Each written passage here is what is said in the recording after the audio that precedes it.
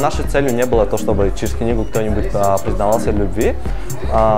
Сам процесс обмена книг может быть стать отличным поводом ВКонтакте между людьми, как бы они начнут общаться.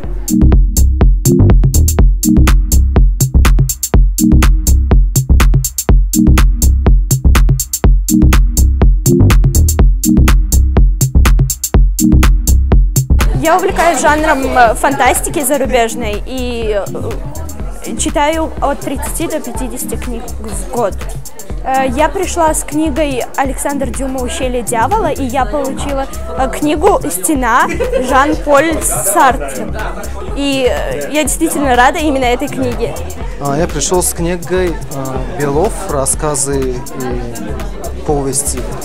И по обмену я получил английскую книгу. Это Year of the Pleasure.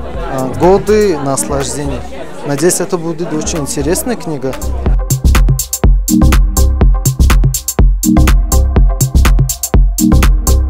Книги вновь набирают популярность, очень много книжных блогов, очень много книжных блогеров, которые фотографируют, пишут отзывы, рецензии.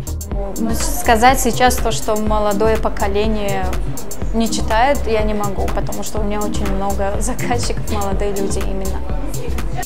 В основном у меня закупают бизнес-литературу, фэнтези. Женщины больше увлекаются психологией и романами. Также очень много спрашивают про медицинские книги.